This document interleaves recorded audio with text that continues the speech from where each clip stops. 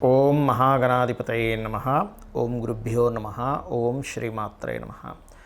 పరమేశ్వర స్వరూపమైనటువంటి జ్యోతిష, వాస్తు మరియు ఇతర అనేకమైనటువంటి శాస్త్రములను మనకు అందించినటువంటి మహర్షులకి నమస్కారం. హయగ్రీవ హయగ్రీవ హయగ్రీవేతి యోవధేత్తస్య నిస్సరతే వాణీ జన్హుకన్యా ప్రవాహవత్. అరుణాం కరుణాతరంగితాక్షీం ధృతపాశాంకుశపుష్పబాణచాపాం అనిమాదిభిరావృతాం మయూకైః అహమిత్యేవ విభావయే భవానీం. శ్రీమాత్రే నమః. ప్రేక్షకులకి ఆ లలితాంబిక అమ్మవారి యొక్క అనుగ్రహం పరిపూర్ణంగా కలగాలని మనస్ఫూర్తిగా కోరుకుంటూ మనం ఈరోజు చెప్పుకోబోయే టాపిక్ ఏమిటంటే, గత 2 సంవత్సరాల క్రితమే మనం ఒక టాపిక్ గురించి చెప్పుకున్నాం. ఏమిటది అంటే, శని భగవానుడు మకరం నుంచి కుంభంలోకి రాగానే చాలా మట్టుకు ఒక రెవల్యూషన్ తీసుకొస్తాడు. బిజినెస్ సిస్టమ్స్లోని ఒక కొత్తగా కనిపెట్టుకునే విషయంలోని అన్నిట్లోని బిజినెస్ రెవల్యూషన్స్ చాలా తీసుకొస్తాడని చెప్పుకున్నాం. అదేవిధంగా మనకి కుంభంలోకి రాగానే చాలా మార్పు ఏఐ ద్వారా వచ్చింది. అయితే మనం గతంలో ఇంకొక విషయం కూడా చెప్పుకున్నాం. ఏమిటది అంటే, శని ఇక్కడికి చేరేసరికి అంటే 2030 4వ నెల 17వ తేదీ అంటే 17 ఏప్రిల్ 2030 కల్లా ఇక్కడ చేరుకుంటాడు. ఆ సమయం కల్లా అందరూ కూడా వీలైనంత మట్టుకు ఓన్గా చేసుకునే దాని మీదే ఉండండి, జాబ్ కాకుండా అనేటువంటిది. ఎందుకంటే అలాంటి ఒక సిస్టమ్ని తీసుకురాబోతున్నాడు శని. మకరంలో ఎంటర్ అయినప్పుడు మీరు గమనించినట్లయితే ఒక 4.5 years బ్యాక్ మనకు కరోనా వచ్చింది. మకరంలోకి ఎంటర్ అయ్యి గురువు ఒక నీచభంగ రాజయోగం కాలసర్పదోషంలో ఉన్నప్పుడు ఇక్కడికి వెళ్ళినప్పుడు జాబ్ సంబంధించిన విషయంలో ఒక డిఫరెంట్ ఇదంటే వాళ్ళు ఎవరికి వాళ్ళు చేసుకునే దానిలోనే ఇస్తాడు. కాబట్టి ఇక్కడి నుంచి ఇక్కడికి అంటే దాదాపుకి ఇప్పుడు కుంభంలో ఉన్నటువంటి శని భగవానుడు 30వ తేదీ 30వ తేదీ 3వ నెల 2025 సంవత్సరానికి ఇక్కడికి వెళ్తాడు. 30 మార్చ్ 2025 సంవత్సరంలో ఇక్కడికి పర్టికులర్గా 2/6/2027లో వెళ్తాడు ఇక్కడికి మేషంలోకి. సో ఈ రాసులు మారినప్పుడు ఏ లగ్నం వారికి, లగ్నం తెలిస్తే లగ్నం తెలియని వారి రాశి వారికి ఏ విధంగా ఉండబోతుంది 2030 వరకు అనేటువంటి విషయాలు చెప్తుంది నేనైనప్పటికీ కూడా చెప్పేస్తుంది సాక్షాత్ లలిత అమ్మవారిగా భావిస్తూ ఒక్కొక్క లగ్నం నుంచి, లగ్నం తెలియని వారి రాశి నుంచి చూసుకుందాం. సింహలగ్నము, సింహరాశి. మీకు 7వ స్థానంలో ఉన్నటువంటి శని వచ్చే సంవత్సరం మార్చి నుంచి 8వ స్థానంలోకి వెళ్తున్నాడు. అష్టమ శని ప్రారంభం అవుతుంది. అష్టమ శని ప్రారంభమైనప్పుడు ఎటువంటి ఫలితాలు ఇస్తాయి అంటే, ముఖ్యంగా ఇది పూర్వీకుల ఆస్తులు సంబంధం మీద, అలాగే అనవసరంగా లాంగ్ టర్మ్ లోన్స్ మీద సడన్ చేంజెస్ ఉన్నట్టు సడన్గా కొన్ని మార్పులు చేసుకోవడము, ఇటువంటి వాటి మీద ప్రభావం చూపిస్తూ ఉంటుంది ఈ అష్టమ శని అనేటువంటిది. అయితే వచ్చే సంవత్సరంకి కేతువు మేకల్లా లగ్నంలో సంచరిస్తుంటాడు ఈ యొక్క సింహం వారికి. ఎప్పుడైతే కేతువు రాశిలో సంచరిస్తుంటాడో ఇది ఆధ్యాత్మికంగా ఒక ఉన్నతమైనటువంటి స్టేజ్కి తీసుకెళ్తాడు. టాప్ పొజిషన్కి, అందులో ఎటువంటి డౌట్ లేదు. అయితే ఈ అష్టమ శని ఎంతకాలం ఉంటాడు సింహం వారికి అంటే 2/6/2027 వరకు ఉండి దాని తర్వాత మేషంలోకి అంటే భాగ్యస్థానంలోకి ఎంటర్ అవుతాడు. భాగ్యస్థానంలోకి ఎంటర్ అయినప్పుడు పర్టికులర్గా ఇక్కడ మీరు అర్థం చేసుకోవాల్సింది, పెద్ద మొత్తంలో మనీ డీల్స్ చేసేటప్పుడు మాత్రం చాలా చాలా చాలా కేర్గా ఉండాలి. గురువులతోని, తండ్రి తరపు వారితోని, తండ్రి యొక్క ఆరోగ్యం విషయంలోని, లాంగ్ జర్నీస్ చేసేటప్పుడు చాలా జాగ్రత్తగా ఉండాలి. అయితే మీరు ఒక్కటి గుర్తుపెట్టుకోండి, ఎప్పుడు కూడా నిత్యానుష్ఠానము అంటారు. నిత్యానుష్ఠానము, దేవత ఆరాధన, ఇవి మిమ్మల్ని సేవ్ చేస్తూ ఉంటాయి ఎప్పుడు కూడా. అయితే ఈ మేషంలోకి శని యొక్క సంచారం జరిగే సమయంలో ఇక్కడుండే మీకు 2వ స్థానంలో ధనస్థానంలో ఉన్న కేతువు రాశిలోకి 12వ స్థానంలోకి అలాగా లాభస్థానంలోకి చేరుకుంటాడు. కాకపోతే అక్కడ బిజినెస్ రిలేటెడ్ సంబంధించిన రాసుల్లో కేతు ఉన్నందుకు, భాగ్యస్థానం ఉండే శని కేతువుని చూస్తున్నందుకు, ఇలా 3వ దృష్టితో చూస్తున్నందుకు పెద్ద మొత్తంలో ఇన్వెస్ట్మెంట్ చేసే బిజినెస్లు ఏవి చేయకూడదు మీరు ఆ టైంలో. అది ముఖ్యంగా జాగ్రత్త తీసుకుంటూ ఉండాలి. అయితే ఈ శని ఎప్పుడైతే మనం ఇక్కడ 2.5 సంవత్సరాలు, ఇక్కడ 2.5 సంవత్సరాలు అనుకున్నాం కదా, ఇక్కడ 2.5 సంవత్సరాల్లో పర్టికులర్గా మొదటి 2 నెలలు వివాహం కోసం చేసే ప్రయత్నాల్లో, దూర ప్రాంతాలు విదేశాల్లో ఉండే సంబంధాలు కుదిర్చేలా చేస్తాడు 7వ అధిపతి 8లో ఉన్నప్పుడు. అంటే అష్టమ శని ప్రభావం అనుకున్నాం కదా అది. అలాగే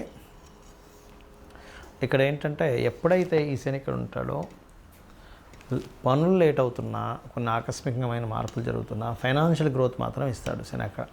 అందులో ఎటువంటి సందేహం లేదు. ఎందుకంటే అది గురురాశుల్లోకి ఎంటర్ అవుతున్న శని. ఈ గురురాశుల్లోకి ఎంటర్ అవుతున్న శని ప్రపంచవ్యాప్తంగా కూడా అనేకమైనటువంటి ధార్మికమైనటువంటి విషయాల్లో కొంతవరకు కొన్ని మార్పులు చేర్పులు, ఈ మనం చూడండి ఎన్విరాన్మెంటల్ రిలేటెడ్ సంబంధించిన విషయాల్లో మార్పులు ఇట్లాంటివి కూడా జరుగుతాయి, అందులో ఎటువంటి సందేహం లేదు. అయితే ఎప్పుడు కూడా అష్టమ శని జరిగేటప్పుడు మాత్రం ముఖ్యంగా మీరు జాగ్రత్త తీసుకోవాల్సింది వచ్చే సంవత్సరం 30వ తేదీ 3వ నెల నుంచి ఒక 2.5 సంవత్సరాలు మాత్రం యాన్స్టస్ ప్రాపర్టీస్ విషయంలో జాగ్రత్తగా ఉంటూ నువ్వులు దానంగా ఇవ్వడము, గోవుకు బెల్లం తినిపించడము, శని భగవానుడి దీపారాధన కనుక చేసినట్లయితే అన్ని విధాలా మీకు బాగుంటుంది. ముఖ్యంగా ఇక్కడ చాలామందికి జాతకాలు ఉండవు, డేట్ ఆఫ్ బర్త్ ఉంటే టైం ఉండదు, ఇంకొంతమందికి అసలు డేట్ ఆఫ్ బర్త్ కూడా ఫీడ్ అయి ఉండదు. అంటే అవతల ఎప్పుడో రాసి ఉంటారు, అది ఎక్కడో పేపర్స్లో ఉంటుంది, పోతుంది, కొంతమందికి గుర్తుండదు. అలాంటి వాళ్ళు ఏం చేసుకోవాలి, సర్వసాధారణంగా అర్ధాష్టమ శని, అష్టమ శని,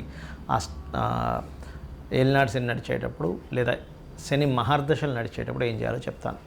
డేట్ ఆఫ్ బర్త్ లేదనుకోండి, మీరు ఎలా గుర్తించాలి అంటే మీకు పనులన్నీ స్లో అవుతున్నాయి, నిందలు ఎక్కువగా పడుతున్నారు, శారీరక శ్రమ ఎక్కువగా ఉంది, కానీ వచ్చేటువంటి లాభం మీరు పడుతున్న శ్రమకి 10% మాత్రమే వస్తుంది అంటే మీకు మహాదశల్లో కానీ ఏలినాడు శని రూపంలో కానీ అర్ధాష్టమ శని రూపంలో కానీ అష్టమ శని రూపంలో కానీ కొన్ని జరుగుతున్నాయని అర్థం. అయితే ఇందులో మళ్ళీ కొన్ని వేరియేషన్స్ ఉన్నాయి. ఎలాగంటే అర్ధాష్టమ శని నడుస్తుంది అనుకోండి, అంటే మీ చంద్రుడి నుంచి 4వ స్థానంలో శని సంచారం జరుగుతుంది. అప్పుడు కన్స్ట్రక్షన్స్ చేసే విషయాల్లో, చదువు విషయంలో కొంత మందత్వం వస్తుంది. అష్టమ శని జరిగేటప్పుడు అన్నీ లేట్ అవుతూ ఉంటాయి, కొంచెం యాక్సిడెంట్ ప్రోన్స్ ఎక్కువ అవుతూ ఉంటాయి. అదే ఏలినాడు శని నడిచేటప్పుడు 12వ స్థానంలో శని సంచారం చేసేటప్పుడు ఇన్వెస్ట్మెంట్స్, రాశిలో శని సంచారం చేసేటప్పుడు బద్ధకము, 2వ స్థానంలో శని సంచారం చేసేటప్పుడు ధన సంబంధించిన విషయాల మీద ప్రభావం చూపిస్తూ ఉంటాడు. అయితే ఇక్కడ మీరు ఒకటి అర్థం చేసుకోవాల్సిన విషయం ఏంటంటే, ఎప్పుడు శని సంచారం మీకు వచ్చినా, అంటే శని కర్మకారకుడు కాబట్టి అతను తిట్టుకోవడము, శని బాలేడు అనుకోవడము కాదు, శని భగవానుడు నాకేదో నేర్పించడానికి వచ్చాడనేటువంటి భావనతో ఉంటూ ఖచ్చితంగా మీరు చేయవలసింది ఏంటంటే, ఇక్కడ ఒకటే గుర్తుపెట్టుకోండి, మీరు నిద్రపోవడం చేయకూడదు ఎక్కువగా. ముసలి వాళ్ళు, స్త్రీలు, చిన్నపిల్లల విషయాన్ని మాట్లాడలే, అనారోగ్యంతో ఉన్నవాళ్ళు లేదా బాగా ఏజ్డ్ పర్సన్స్, స్త్రీలకి, చిన్నపిల్లలకి ఇది ఎగ్జంప్షన్. మీరు యువకులు ఉండే ఆరోగ్యం అంతా బాగున్న వాళ్ళు మధ్యాహ్నం కనుక నిద్రపోయారా, శని యొక్క ప్రభావం నెగటివ్గా ఎక్కువ ఎఫెక్ట్ పడుతుంది మీ మీద. రెండవది వాకింగు, జాగింగు, ఎక్సర్సైజు, శారీరక శ్రమ సంబంధించినవి ఎక్కువగా చేయాలి, అప్పుడు దాని ప్రభావం మీ మీద పడదు. ఇక మూడో విషయం ఏంటంటే, ఇక్కడ మీరు గమనించవలసినటువంటిది, మీకు దగ్గరలో అంటే మీ చుట్టాల్లో ఏజ్డ్ పర్సన్స్ కానీ, మీకు ఏదైనా పనిచేసే వాళ్ళకి కానీ ఆ రూపంలో అంటే కార్మికులు, కర్షకుల రూపంలో శని భగవానుడు ఉంటాడు, వాళ్ళకి ఏదైనా హెల్ప్ చేయండి. వాళ్ళు సంతోషపడడానికి ఏదో చిన్న పిల్లలకి ఒక చాక్లెట్ కొనివ్వడం, ఏదో ఒక షర్ట్ కొనివ్వడం, ఏదో ఒకటి చేయండి, అప్పుడు శని ప్రభావం నుంచి బయటపడతారు. అయితే ఇలా ఉన్నప్పుడు గోచార పరంగా మనకేంటంటే, శని భగవానుడు ఇక్కడ ఉన్నప్పుడు రెవల్యూషన్ తీసుకొస్తాడని చెప్పాను, కానీ ఇక్కడికి వచ్చేసరికి ఏంటంటే ఎవరికి వారు దేశంలో, ఇప్పుడు చైనా లాంటి దేశాల్లో చూడండి, ఎవరికి వారు ఇంట్లోనే ఒక చిన్న కర్మాగారంలా ఉంటూ ఉంటుంది. అలా ఎవరికి వారు ఓన్గా జాబ్ పరంగా సెటిల్ అయిపోవాలి. ఎందుకంటే ఎక్కడో నేను జాబ్ చేస్తాను, వాళ్ళు నన్ను చూసుకుంటాను అనుకుంటే తప్పు. శని ఇక్కడ జరిగేటప్పుడు గుర్తుపెట్టుకోండి, మేషంలో బికాజ్ ఆఫ్ ఆ టైం అనేటువంటిది అప్పటికల్లా ఓన్గా చేసుకునేది ఇదే మీకు యోగాన్ని ఇస్తుంది. ఇది బాగా బాగా బాగా గుర్తుపెట్టుకోండి. అప్పటికల్లా సిచ్యువేషన్స్ చాలా మారుతాయి, టెక్నాలజీస్ ఇంకా మారుతాయి. ఎంత టెక్నాలజీస్ వస్తున్నా మనిషి యొక్క అవసరం పడుతూ ఉంటుంది, కానీ ఈ విషయంలో కాస్త జాగ్రత్తగా ఉండండి. నువ్వులు ముఖ్యంగా దానంగా ఇవ్వడం, అందులో ముఖ్యంగా తెల్ల నువ్వులు, నీలం వస్త్రము దానంగా ఇవ్వడం, గోవులకి బెల్లము, గ్రాసము లాంటివి తినిపించడం, వీలైనంత మట్టుకు సుబ్రహ్మణ్యేశ్వర స్వామి, ఆంజనేయ స్వామి లేదా లక్ష్మీ నరసింహస్వామి ఆరాధన లేనట్లయితే కొన్ని శక్తిపీఠాలకు వెళ్ళి రావడము, ఇవి ఎక్కువగా చేస్తూ ఉండండి. ఇవి ఎంత చేస్తూ ఉంటే మీకు ఈ శని భగవానుడి యొక్క అనుగ్రహం అంతా కలుగుతూ ఉంటుంది.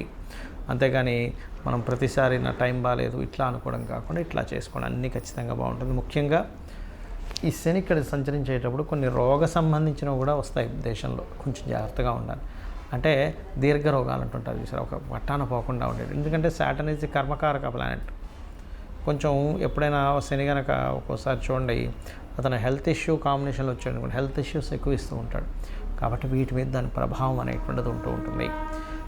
ఇక మీరు చండీ పారాయణం చేసుకోవడము, లలితా సహస్రనామాల్లో ఓం అనాకలిత సాదృశ్య చుబుకశ్రీ విరాజితాయే నమః, అయితే ఇందాక మనం ఒక మాట చెప్పుకున్నాం ఏంటి, ఇక్కడ శని సంచారం జరిగేటప్పుడు 10th లార్డ్ కదా నీచ పొందుతున్నాడు కాబట్టి, న్యాచురల్ 10th లార్డ్ కాబట్టి నీచ పొందుతున్నాడు కాబట్టి ఇది కర్మ మీద ప్రొఫెషన్స్ మీద చూపిస్తుందని చెప్పుకున్నాం. అలాంటి వారు వాళ్ళ పర్సనల్ చార్ట్లో కూడా ఒకవేళ కర్మకారకుడు పాడయ్యాడు, 10th హౌస్ పాడైంది అనుకునేటువంటి వారు చక్కగా మీరు ఏం చేయండి అంటే లలితా సహస్రనామాల్లో ఫస్ట్ లైన్ ఉంటుంది, ఓం శ్రీమాత శ్రీ మహారాజ్ని శ్రీమత్ సింహాసనేశ్వరి నమః, లేదా ఓం మాణిక్య మకుటాకార జానుద్వయ విరాజితాయై నమః అని. ఇది కనుక చేసుకున్నట్లయితే ఆ లలితాంబిక అమ్మవారి యొక్క అనుగ్రహం చక్కగా ఉంటూ మీరు ఉద్యోగ వ్యాపారాల్లో రాణించాలని మనస్ఫూర్తి కోరుకుంటూ శ్రీమాత్రే నమః.